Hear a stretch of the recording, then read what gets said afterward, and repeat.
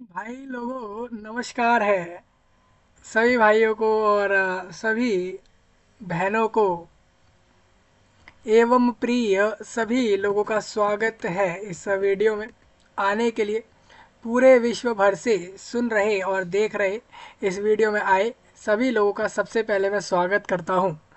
दोस्तों आप सभी को बता दूं, अगर आप सभी लोग मुझे इंडिया देश से सुन रहे हो, इंडिया कंट्री में आप लोग पंजाब से सुन रहे हो, महाराष्ट्र से सुन रहे हो, वेस्ट बंगाल से सुन रहे हो, केरला कर्नाटका से सुन रहे हो, या इंडिया देश में किसी भी जगह से सुन रहे हो, दोस्तों आपके लिए इस वीडियो से ज़्यादा कुछ खास हो नहीं सकता, क्योंकि आप सभी के लिए इंडिया देश के स्टेट वेस्ट बंगाल की तरफ से एक रिक्रूटमेंट डायरेक्ट स्टेट गवर्नमेंट में पुलिस में कांस्टेबल और लेडी कांस्टेबल रिक्रूटमेंट आउट हो गया है 2024 ईयर में, जिसके अंदर वैकेंसियों की संख्या बताई गई है 3700 से भी ज़्यादा। 3700 प्लस वैकेंसियां इसमें आई हैं, और इसका नोटिफिकेशन डिटेल्ड नोटिफिकेशन आउट कर दिया गया है स्टेट गवर्नमेंट पुलिस विभाग द्वारा।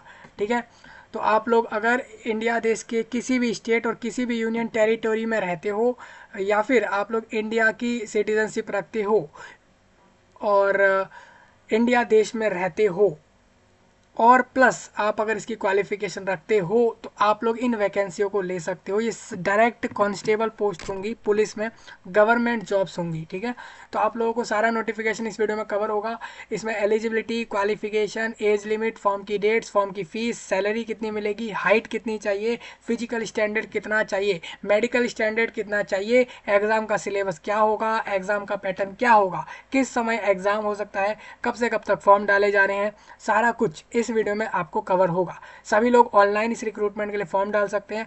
अगर आप लोग इंडिया देश के डायरेक्ट वेस्ट बंगाल स्टेट में पुलिस में कांस्टेबल वैकेंसियां लेना चाहते हो, तो उसके लिए यह वीडियो आपके लिए खास रहेगा। आप इंडिया में किसी भी जगह से जाकर वेस्ट बंगाल में इस वैकेंसी को ले सकते हो।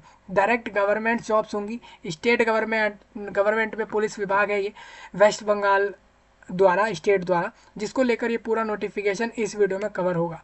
ठीक है, एक एक पॉइंट कवर करूंगा, आपको समझ आ जाए तो आगे लोगों तक पहुंचा देना, और अप्लाई भी कर लेना। ठीक है, तो पूरा फाइल इसके नोटिफिकेशन का डिस्कस करूंगा, और मैंने इस वीडियो के सही नीचे नोटिफिकेशन और अप्लाई लिंक और बाकी सारी चीज़ें अवेलेबल कराई है। हालांकि आप लोग अभी अप्लाई नहीं कर पाओगे, लिंक एक्टिव होने में समय जाएगा अभी। ठीक है, तो जैसे ही आ जाएगा आपको प्रोवाइड हो जाएगा। पूरा फाइल समझ लें, एलिजिबिलिटी क्वालिफिकेशन समझ लें। ठीक है, और अगर आप लोग इस फॉर्म को भरने में लेट हो जाते हो, तो अगले साल में भी डाल सकते हो, 25 में भी डाल सकते हो। हर साल ये रिक्रूटमेंट आती हैं, और ऐसा नहीं है कि वेस्ट बंगाल स्टेट में आती है, ऑल इंडिया के हर स्टेट, हर यूटी में ये पोस्टें रिक्रूटमेंट होती हैं। मतलब हर जगह पर उनको पुलिस रिक्रूट करनी ही है, चाहे कोई सा भी स्टेट हो, कोई सा भी यूनियन टेरिटोरी हो। तो सारी जानकारी इस वीडियो में मिलेगी। टोटल वैकेंसी पूरे स्टेट के अंदर ये आ रखी है आपके सामने, जो अभी लिखी हुई है। ठीक है, इतने लोगों को जॉब मिल जाएगी, गवर्नमेंट जॉब्स होंगी। तो सारा कुछ मैं डिस्कस करूंगा। अगर आप लोग बेरोजगार हो, रोजगार नहीं है, वैकेंसियां ढूंढ रहे हो, गवर्नमेंट जॉब ढूंढ रहे हो, लेकिन क्वालिफिकेशन भी रख रहे हो, तो आप लोग फॉर्म डाल सकते हो इस वैकेंसी पे।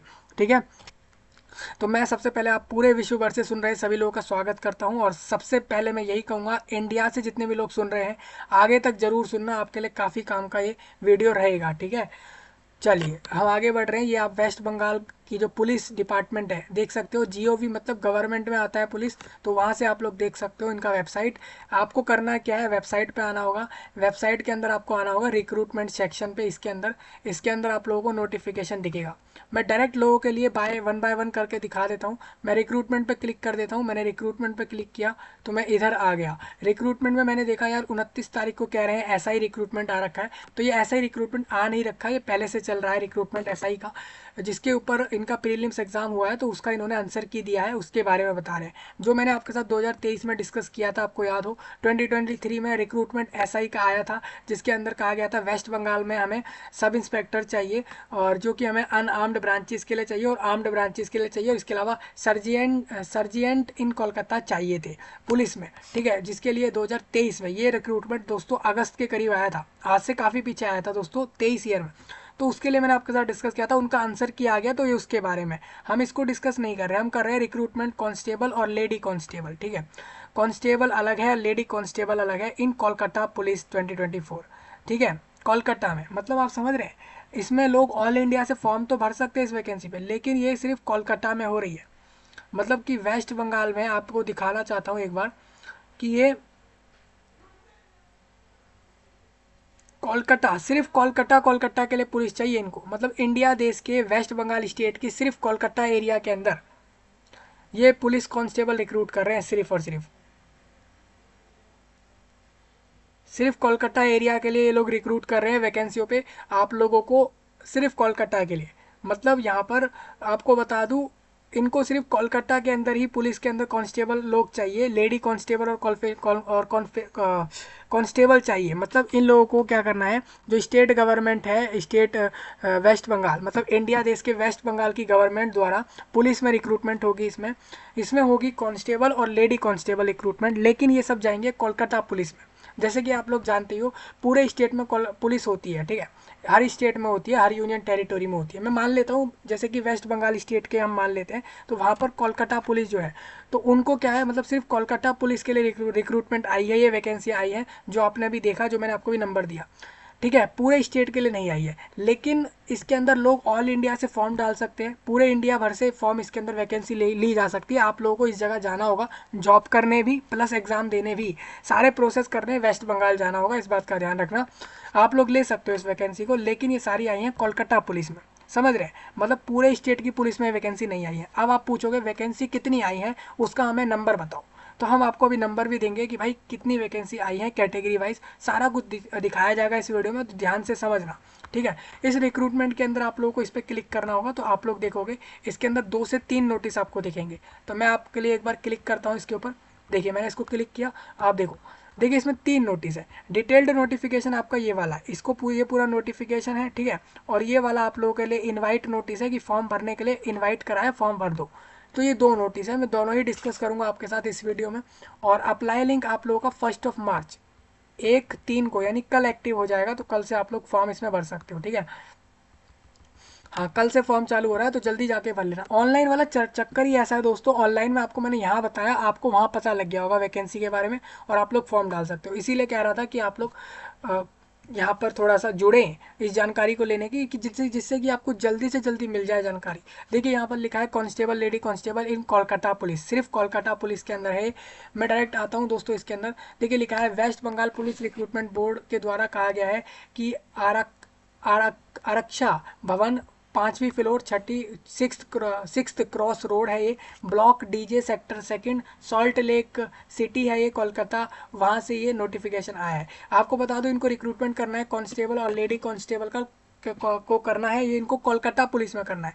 देखिए नोटिफिकेशन में साफ लिख रहे हैं कोलकाता पुलिस, यानी ये लोग पूरा वेस्ट बंगाल को नहीं लिख रहे हैं यहाँ पे, ठीक है। आगे बढ़ेंगे हम दोस्तों, इसमें कह रहे हैं एप्लीकेशन इनवाइट कर रहे हैं हम एलिजिबल भारत के नागरिकों से हैविंग फॉलोइंग एलिजिबिलिटी क्राइटेरिया इस रिक्रूटमेंट के लिए। मतलब अगर आप लोग एलिजिबल हो कांस्टेबल और लेडी कांस्टेबल पोस्ट के लिए, तो कोलकाता पुलिस के लिए आप लोग फॉर्म भर सकते हो, अगर आप इंडिया के सिटीजन हो और प्लस क्वालिफिकेशन रखते हो। अब इनका एलिजिबिलिटी क्या है, एलिजिबिलिटी है कैंडिडेट का जो एज है, एज कैंडिडेट का ये होना चाहिए कि वो must not be less than, वो 18 से ऊपर होना चाहिए और 30 से कम होना चाहिए। और 1/1/24 यानी कि 1 जनवरी 2024 को अगर वो 30 से कम था और 18 से ज़्यादा था, तो फॉर्म भर सकता है, ठीक है। अब उसको एज कैसे पता लगेगी, एज पता लगेगी वो अपने पैन कार्ड को देख ले, आधार कार्ड को देख ले, ड्राइविंग लाइसेंस को, या कोई भी आईडी प्रूफ में अपना एज देख के पता कर सकता है कि उसकी इस दिन क्या एज थी। मान लो उसको पता लगा कि वो तो इसकी एज वाइज ज़्यादा है, तो वो फॉर्म नहीं भरेगा। 30 से कम होगा फॉर्म भर देगा, 18 से ऊपर होगा तो भी फॉर्म भर सकता है। अभी इन्होंने कहा है bye 5 years in SC/ST,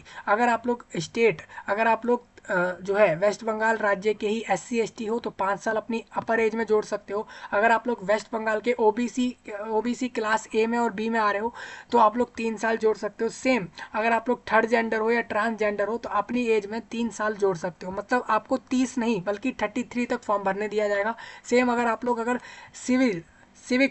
civic volunteer serving रहे हो, मतलब आप लोगों ने कभी वॉलंटियर के तौर पर सर्विस दिया है कोलकाता पुलिस में, तो आप लोगों को 5 साल अपर एज में फ़ायदा मिल जाएगा। एंड इसके अंदर साथ साथ ये भी कह रहे हैं ये by the total number of years, इसके अलावा ये लोग ये भी कह रहे हैं of completing service in case ex serviceman candidate subject to maximum age 40। और इन्होंने कहा है अगर आप लोग नेवी आर्मी एयरफोर्स में काम करके आ गए हो तो आप लोग 40 साल तक भी फॉर्म भर सकते हो, यानी कहीं ना कहीं एक्स सर्विसमैन को 10 साल का फ़ायदा मिल रहा है इसी फॉर्म को भरने के लिए। आप देख लो, अगर आप लोग थर्ड जेंडर और ट्रांसजेंडर हो और अगर आप लोग ओबीसी से आ रहे हो या फिर जनरल से आ रहे हो तो will get upper age relaxation by maximum 3 साल ही मिलेगा उसको, इस बात का ध्यान रखना है। मतलब थर्ड जेंडर को इन्होंने सारा मतलब वही बात हो गई ना, या तो थर्ड जेंडर से अगर वो रिलैक्सेशन लेगा तो वो 3 साल का ले लेगा, या तो अगर वो ओबीसी से लेगा तो वो 3 साल का ले लेगा, और अगर कैंडिडेट एससी एसटी से बिलोंग कर रहा है, ठीक है, तो वो 5 साल का रिलैक्सेशन ले लेगा।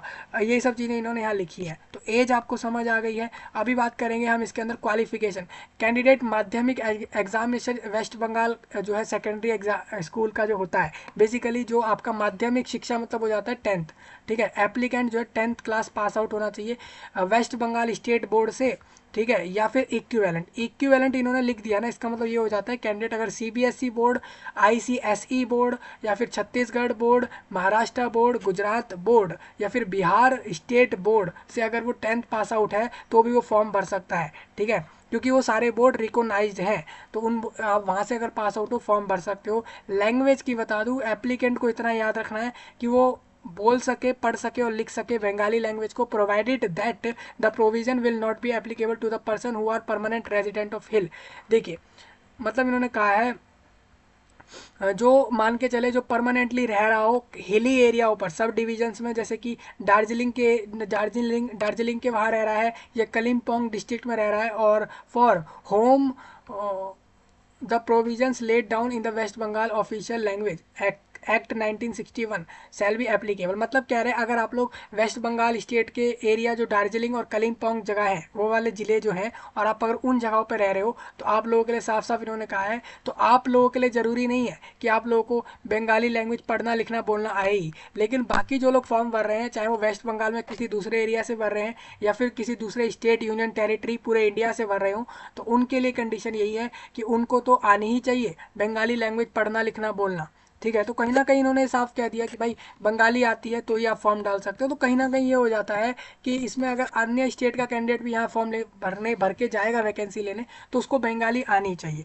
नहीं आती तो कहीं ना कहीं उसको दिक्कत हो जाएगी। अब इनका मजबूरी बन गई है इन लोगों की, वेस्ट बंगाल जो आपकी वेस्ट बंगाल स्टेट गवर्नमेंट की आपसे बंगाली लैंग्वेज की प्रेफरेंस मांगना कि आपको आनी ही चाहिए, ये इनकी मजबूरी बन गई है, क्योंकि पूरे वेस्ट बंगाल स्टेट में लोग बंगाली में ही बात करते हैं। और आप जानते ही हो इनके जो ऑफिशियल नोटिस होते होंगे, पुलिस वर्क जो होता होगा, ये सब बंगाली लैंग्वेज में ही चलता होगा। इस वजह से इन्होंने कह दिया कि बंगाली आनी जरूरी है। सिंपल सी बात है, अगर कोई बंगाली स्टेट में जा रहा है जॉब लेने और अगर वो किसी दूसरे स्टेट और दूसरी जगहों से जाएगा तो उसको तो फिर समझ ही नहीं आएगा लोग क्या काम कर रहे हैं, क्या बात कर रहे हैं। इस वजह से इन्होंने कहा है कि बंगाली आती हो तो ही आप लोग फॉर्म डालें, और अगर आप 10th पास हो फॉर्म भर देना। 10th तो इन्होंने कह दिया किसी भी बोर्ड से हो सकता है, क्योंकि वेस्ट बंगाल में भी काफ़ी लोग ऐसे होंगे जो उन्हीं के बोर्ड से ना पढ़ते हुए भी सीबीएसई से पढ़ रहे होंगे, तो वो 10th पास को तो यहाँ से ले लेंगे किसी भी बोर्ड वाले को। लेकिन इन्होंने बंगाली लैंग्वेज सबके लिए रखी है क्योंकि वो उसको आना जरूरी है, इस बात का ध्यान रखेंगे आप लोग। होम गार्ड पर्सनल और सिविक वॉलेंटियर अगर आप लोग रहे हो कोलकाता पुलिस में तो आपको 3 साल रिलैक्सेशन मिल जाएगा। अगर आप ईडब्ल्यूएस में आते हो तो आप लोगों को साफ साफ कह दूँ कि आप लोगों को अपने सर्टिफिकेट को जो है दिखाना पड़ेगा कि हाँ भाई हम ईडब्ल्यूएस में है और हमारे पास ये सर्टिफिकेट है, हमने इसको एसडीएम डीएम या जिनसे भी बनता है उसके द्वारा बनवा लिया था, ये आप देख सकते हो, ठीक है। उसके बाद ही उनको रिलैक्सेशन या फ़ायदे जो उनके होंगे वो मिल जाएंगे। अब बात आती है स्पोर्ट कोटा। आप जानते हो टोटल वैकेंसी में से जो लोग खिलाड़ी हैं, चाहे वो क्रिकेट खेल रहे हैं, फुटबॉल खेल रहे हैं, वॉलीबॉल या जितने भी नंबर ऑफ खेल स्पोर्ट्स में से कुछ भी कर रहे हैं, तो अगर वो लोग एक इंटरनेशनल नेशनल या फिर टॉप लेवल तक गए हैं तो उनके भी स्पोर्ट कोटे के हिसाब से बेनिफिट मिल जाएंगे। लेकिन इन्होंने कहा है कि वैकेंसी जो आप लोगों के लिए रिजर्व है वो जो रिजर्व करी गई हैं वो करी गई हैं आप लोगों की अगर आपने जो भी कंपटीशन 1 जनवरी 2021 या उसके बाद में पास करे हैं अच्छे खासे कंपटीशन तो ही लिया जाएगा। बेसिकली अगर कोई कैंडिडेट इंटरनेशनल खेल में भी पहुंच गया है और वो अगर एथलेटिक्स में पहुंचा है, बैडमिंटन, बास्केटबॉल, इन सब में पहुंचा है इंटरनेशनल पे, और वो 2021 से पीछे वाले का है तो वो फॉर्म नहीं डालेगा। मतलब 2021 वाले ईयर से ही अगर उसने ये सब करा है तो ही वो फॉर्म डाल सकता है। तो ये इन्होंने साफ कह दिया। जैसे कि आप यहाँ पर ऑप्शन में देख सकते हो बास्केटबॉल, क्रिकेट, फुटबॉल और ये सारे स्पोर्ट्स के नाम लिखे हैं, इन्हीं के बारे में ये लोग कह रहे हैं। अगर आप लोगों ने ये सारे स्पोर्ट्स में से कुछ भी खेला है, कुछ भी एक बड़े लेवल तक गए हैं और इस दिन या इस दिन के बाद में गए हैं, तो ही आप लोगों को रिजर्वेशन मिलेंगे। इसके पहले वालों को इन्होंने नहीं लिया है, ठीक है। अगर आप लोगों ने स्पोर्ट में पार्टिसिपेट किया भी है और इस दिन के बाद किया है तो ही आप लोग डालोगे। एप्लीकेशन फॉर्म जो आपके द्वारा होंगे वो ऑनलाइन भरे जाएंगे। फॉर्म का समय रहेगा 1 मार्च से 29 मार्च, पूरे 29 डेज मिल रहे हैं। एप्लीकेंट को इन्होंने कहा है भाई एक आपको हम सहमति देते हैं, एडवाइस देते हैं हम लोग आपको कि आप लोग पहले सारी जानकारी जानें उसके बाद ही फॉर्म भरें। इन्फॉर्मेशन टू एप्लीकेंट्स आपको बताया था मैंने अभी, नोटिफिकेशन है उसको जानें उसके बाद ही फॉर्म भरें। कहीं आपने पूरा फॉर्म नोटिफिकेशन जाना नहीं और फॉर्म डाल दिया, बाद में गलतियाँ होंगी तो फिर आप ही उसके जिम्मेदार होंगे। एडिटिंग विंडो इन्होंने कह दी है कि मोबाइल नंबर और आप लोगों का ईमेल आईडी और ये सारी चीज़ें आप लोगों को करेक्टली भरनी है। इन्होंने कहा है आप लोग फॉर्म के अंदर किन चीज़ों को चेंज कर सकते हो, तो इन्होंने कहा है आप लोग अपने परमानेंट स्टेट, आप किस राज्य से फॉर्म भर रहे हो उस वैकेंसी पे उस चीज़ को, इसके अलावा आप लोगों का मोबाइल नंबर और ईमेल आईडी क्या है उस चीज़ को छोड़कर आप लोग बाकी चीज़ों में चेंजेस कर सकते हो, ठीक है। 4-7 डेज, जब जैसे ही फॉर्म क्लोज हो जाता है उसके 7 दिन बाद, यानी कहीं ना कहीं 1 अप्रैल से लेके 7 अप्रैल तक आप लोग फॉर्म के अंदर करेक्शन कर सकते हो। फॉर्म के अंदर करेक्शन किन किन चीज़ों में हो जाता है, जैसे कि आप पर्सनल डिटेल में चाह रहे हो करेक्शन कर सकते हो। Applicant will have to provide, कि उसने जो अपना सीरियल नंबर दिया है उसको डालकर ही वो लॉगिन करेगा, उसके बाद ही अपनी डिटेल्स को चेंज कर पाएगा। इन्होंने कहा है आप लोग किन चीज़ों में चेंज कर पाओगे वो चीज़ें यहाँ लिखी है, तो मतलब आपके लिए साफ साफ लिख दिया है कि आप किस चीज़ में चेंज करोगे किस में नहीं करोगे। तो ये चीज़ें आप पढ़ लेना, ये सब साफ साफ लिखा है कि आप लोग किस चीज़ में फॉर्म के अंदर अगर गलतियाँ हो भी जाएँ तो आप बदल सकते हो, यहाँ पे लिखा हुआ है। तो ये शॉर्ट नोटिस था, इनवाइट वाला था। इसमें देखिए आप लोगों का क्वालिफिकेशन भी आ गया, एज भी आ गया और रिजर्वेशंस के बेनिफिट भी आ गए, फॉर्म की डेट्स भी आ गई और एडिट क्या क्या होगा वो भी आ गया। अभी हम जानेंगे वैकेंसी कितनी है और उसको वो नंबर यहाँ पर नहीं दिया गया, तो उसके लिए हम आते हैं दोबारा इधर। हमने देखा कि इन्फॉर्मेशन ऑफ एप्लीकेंट्स पे क्लिक करेंगे तो हम इस तरीके से आ जाएंगे, ठीक है। देखिए इन्फॉर्मेशन एप्लीकेंट, ठीक है, इसको हम देखते हैं। तो West Bengal police recruitment board द्वारा कहा जा रहा है कि हमें रिक्रूटमेंट करनी है कांस्टेबल की और लेडी कांस्टेबल की कोलकाता पुलिस में, ठीक है। तो ये कह रहे हैं कोलकाता पुलिस में है, सिर्फ याद रखिएगा पूरे स्टेट की पुलिस में रिक्रूटमेंट नहीं आई है, सिर्फ कोलकाता पुलिस में रिक्रूटमेंट आई है, इस बात का ध्यान रखना है। इसीलिए लेकिन फिर भी वैकेंसी एक सही नंबर देखने को मिला है कोलकाता के लिए। आपको बता दूं पे स्केल यहाँ पर बोला है इन्होंने, कितना होगा वो मैं आपको बता दूंगा। रिजर्वेशन ऑफ वैकेंसी आप समझिए, टोटल वैकेंसी में से युवा जनरल कैटेगरी वालों की 519 वैकेंसी हैं, जिसमें से ये वैकेंसी कांस्टेबल की है। अगर आप लोग लेडी कांस्टेबल तो जाहिर सी बात है महिला की होगी वो, तो इसमें 35 वैकेंसी है।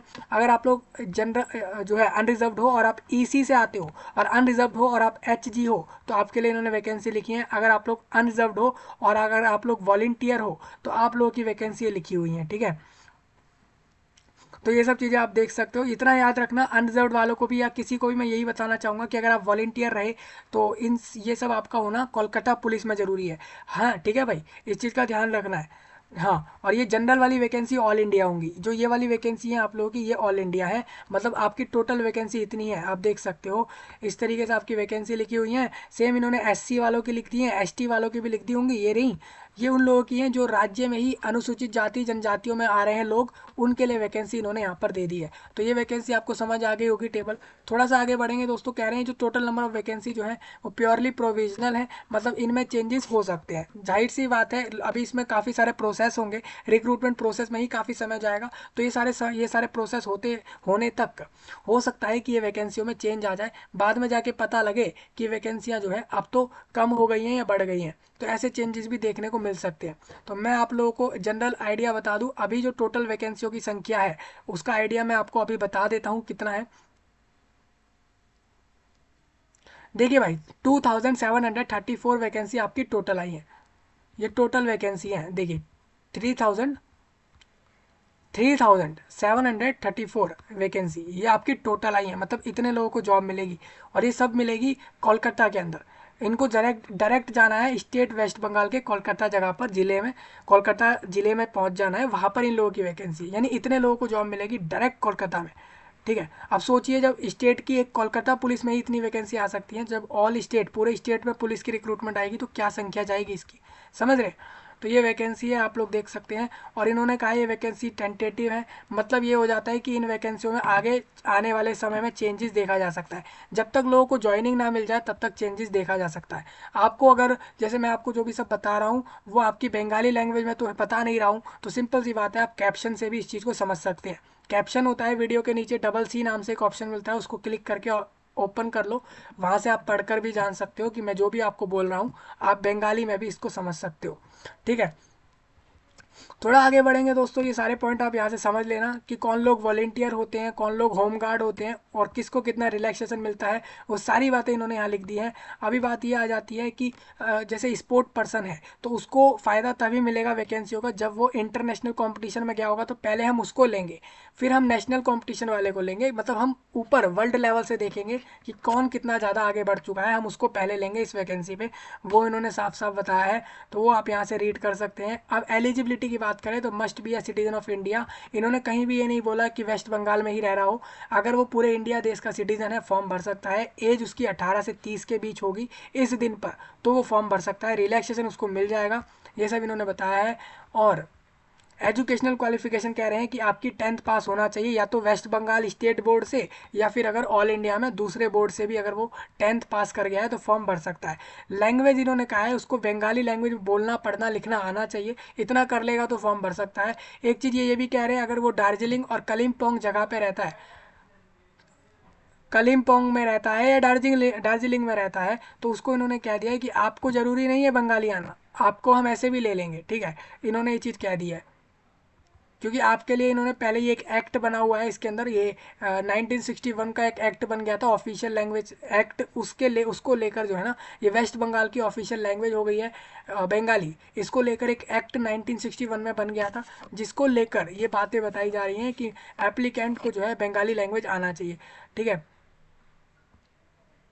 Provided that the provision will not be applicable, ये उन लोगों के लिए नहीं होता है एप्लीकेबल जो लोग परमानेंटली रह रहे हैं दार्जिलिंग और कलिम्पोंग में। तो साफ साफ बात है इन दोनों एरिया को छोड़ दो, बाकी पूरे वेस्ट बंगाल के एरिया के जितने भी लोग हैं उनको बंगाली आनी ही चाहिए। ठीक है, नहीं आती है तो सीखो कैसे भी करके, क्योंकि इसमें आप लोगों का बिना बंगाली के तो रिक्रूटमेंट होगा ही नहीं, ये चीज़ें रहेंगी। तो कहीं ना कहीं यही हो गया ना कि भाई अन्य स्टेट वाले बंगाली सीखेंगे ही क्यों, अगर उन्होंने सीखा होगा तो इसका मतलब यही है कि वो इसीलिए सीख रहे हैं कि वो बंगाल में जाना चाह रहे हैं या तो वो बंगाल की जॉब लेना चाह रहे हैं, यही कारण हो सकते हैं। अब मैं आपको बता दूं महिलाएं कैंडिडेट जितनी भी हैं are eligible to apply for the post of lady constable, इन महिलाएं कैंडिडेट एलिजिबल रहेंगी लेडी कांस्टेबल पे अप्लाई करने के लिए, और मेल और थर्ड जेंडर जो कैंडिडेट जो है वो एलिजिबल रहेंगे कांस्टेबल पर अप्लाई करने के लिए।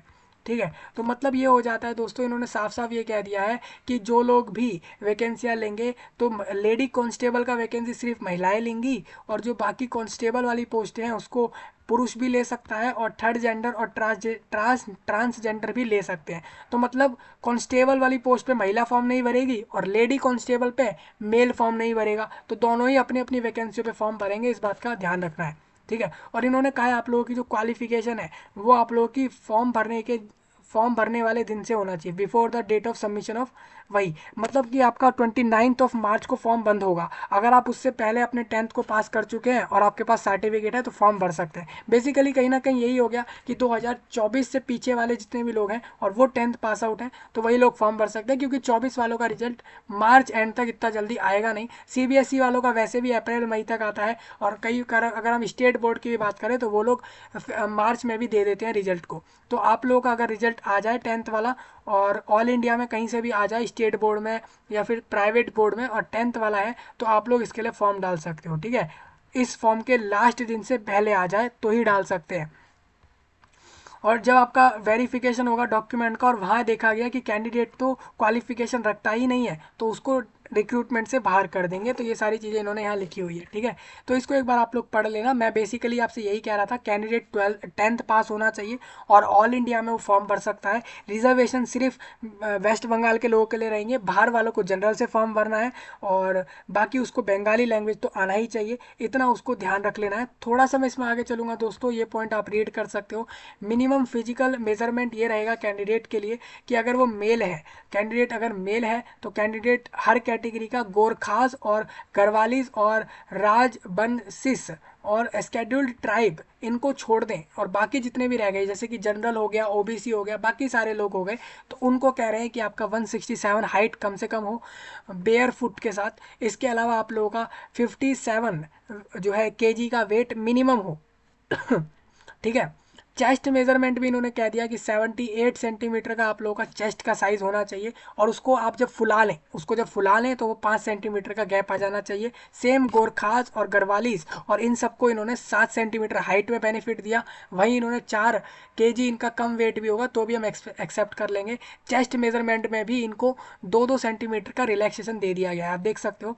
सेम आप महिलाओं के लिए भी देख सकते हो, महिलाओं को इतना याद रखना है, उनका चेस्ट मेजरमेंट नहीं होता है, इस रिक्रूटमेंट में नहीं होगा, काफ़ी रिक्रूटमेंट में होता भी है महिलाओं के लिए भी चेस्ट मेजरमेंट, इसमें नहीं होगा। तो इसमें मैं आपको बता दूं, यहाँ पर महिलाओं को, जितनी भी बहनें सुन रही हैं, आप लोगों का हाइट 160 प्लस होना चाहिए सेंटीमीटर में और 49 केजी प्लस वेट होना चाहिए। सेम अगर आप लोग गोरखास और इन सब में आ रहे हो तो आप लोगों के लिए जो है हाइट में और वेट में रिलैक्सेशन रहेंगे। थर्ड जेंडरों के लिए भी इन्होंने रिलैक्सेशन दिए हैं, आप देख सकते हो। तो वो सभी लोग अपने अपने जो है फिजिकल मेजरमेंट यानी पीएमटी मतलब फिजिकल मेजरमेंट टेस्ट में आप लोगों की ये सब चीज़ें चेक होंगी। तो इतना आप अगर रख रहे हो तो ठीक है, अच्छी बात है। मेथड ऑफ रिक्रूटमेंट कैसे होगा भाई, हम लोग सिलेक्ट कैसे करेंगे लोगों को, तो हम एक प्रीलिम्स एग्जाम लेंगे जो कि एक स्क्रीनिंग एग्जाम होगा, मतलब कि वो ये दिखाएगा, उस एग्जाम से पता लगेगा कि भाई किन लोगों को जॉब देनी चाहिए, किन को नहीं देनी। उसके बाद हम भेज देंगे, मेजरमेंट टेस्ट करा देंगे, फिर हम एफिशिएंसी टेस्ट कराएंगे जिसमें हम रनिंग और बाकी चीज़ें कराएंगे, फिर हम एक फाइनल रिटर्न एग्जाम ले लेंगे, मतलब एक लिखवा कर एक एग्जाम ले लेंगे, फिर हम एक इंटरव्यू करवा लेंगे, हम हॉल में बुला लेंगे, पूछ लेंगे भाई हाँ भाई बताओ आपको ये पोस्ट क्यों चाहिए, आपको क्या कुछ आता है, और वो सारी चीज़ें, ये इंटरव्यू हो जाता है। तो इसके अंदर 4 प्रोसेस है। पीएमटी तो चलो सब लोग निकाल देंगे क्योंकि उनको बता दिया है, पीईटी भी निकाल देंगे, पता लग गया, प्रीलिम्स भी वो लोग निकाल देंगे क्योंकि प्रीलिम्स उनको पता है कि पहला एग्जाम है, इसके बाद हमें कितने प्रोसेस निकालने हैं। फाइनल बात आ जाती है जो आगे चल के एक फाइनल रिटर्न एग्जाम होगा, उसको निकालना, और इंटरव्यू में थोड़ा आपको परेशानी हो सकती है, तो उसकी प्रिपरेशन थोड़ा सही से रख लेना। सिलेबस आपको मिल जाता है, देखा पढ़ा और लिख के आ गए और निकल गया। प्रीलिम्स एग्जाम 100 नंबर का होगा दोस्तों, एमसीक्यू में होगा, मतलब उस क्वेश्चन में 4 ऑप्शन मिलेंगे, उसमें से एक ऑप्शन सही है, बाकी तीनों गलत होंगे। अगर आप उस क्वेश्चन का आंसर सही करते हो तो आपको 1 नंबर मिल जाएगा। ठीक है।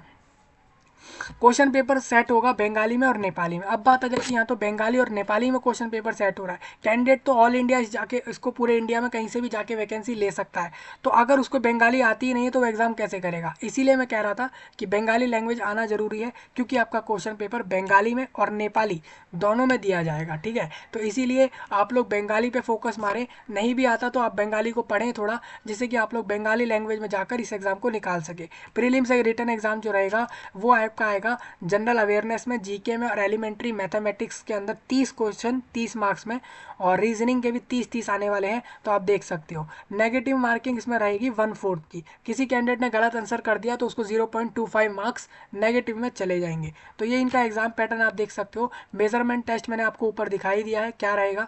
ठीक है, अब बात आती है एफिशिएंसी टेस्ट। एफिशिएंसी टेस्ट में ये होता है कि कैंडिडेट अगर मेल है तो उसको 1600 मीटर उसको रन करना होता है, भागना होता है, उसको 6 मिनट 30 सेकंड में ये पूरा करना होता है। अगर वो महिला है तो उसको सिर्फ आधा ही मीटर भागना है, यानी कि 800 मीटर भागना है 4 मिनट में। थर्ड जेंडर होगा तो उसको 3 मिनट 30 सेकंड में यही चीज़ करनी होगी। ठीक है, जितना कम समय होगा इसका मतलब यह है कि उसको ज़्यादा उतना करना होगा कवर, जितना कम समय, इसका मतलब कंपटीशन ज़्यादा है इस वाले जो है एफिशिएंसी टेस्ट में। इसमें आगे बढ़ेंगे दोस्तों। एक्स सर्विसमैन जो लोग नेवी आर्मी एयरफोर्स में जाकर आए हैं उनको यही कहूँगा कि आप अगर आपकी एज 35 से ज़्यादा है तो विल बी रिलैक्स पीईटी, आपको पीईटी नहीं देना होगा।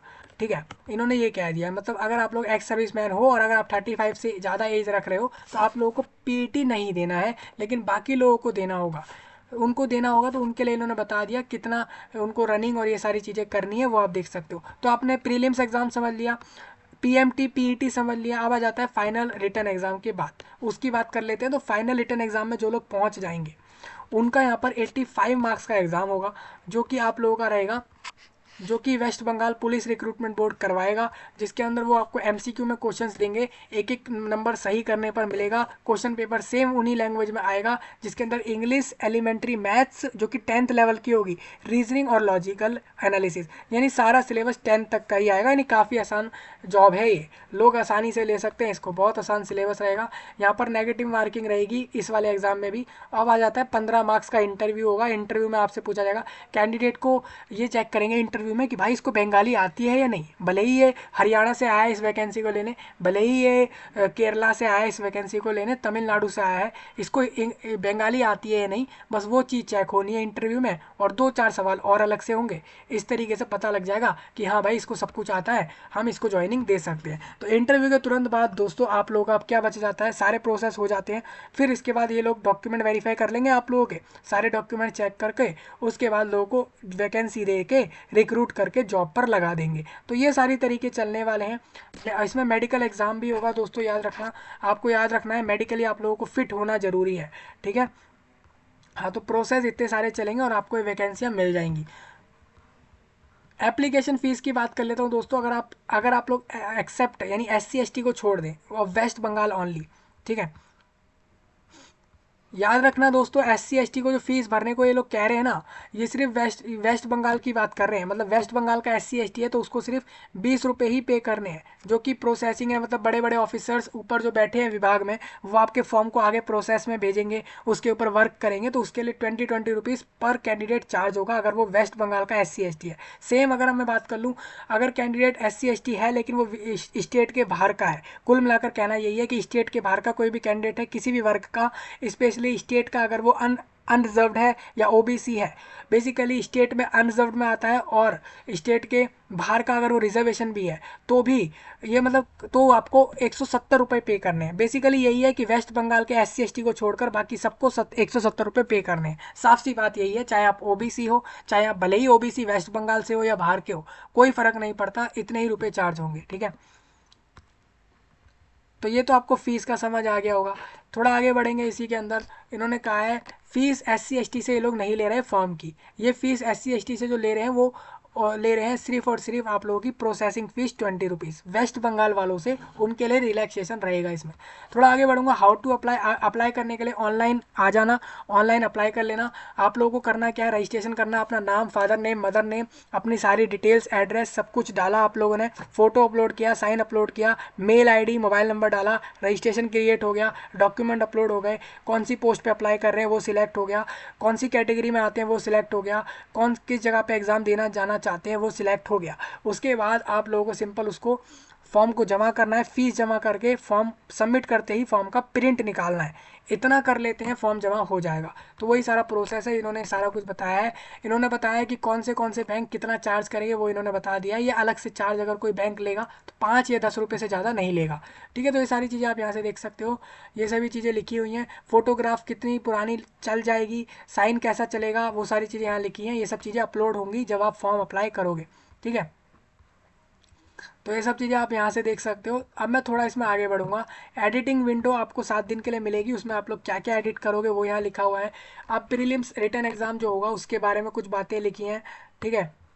इन्होंने लिखा है कि फाइनल रिटन एग्जाम में कौन लोग पहुंचेंगे, वही लोग पहुंचेंगे जो लोग PMT PAT निकालेंगे। इंटरव्यू में वही पहुंचेंगे जो एग्जाम को निकालेंगे। अदर इंस्ट्रक्शन इन्होंने यहाँ पे दे दिए हैं, इसको आप लोग यहाँ से रीड कर सकते हो। थोड़ा सा मैं इसमें आगे बढ़ता हूँ दोस्तों। ये पूरा नोटिफिकेशन आपका हो चुका है यहाँ पे कवर। ये सारे पॉइंट इंपॉर्टेंट है, जो कि ये लिखा है 19, 20, 21, ये सारे पॉइंट बहुत इंपॉर्टेंट है। इन सभी को ध्यान से देख ले, आपके काफ़ी काम के रहेंगे, ठीक है।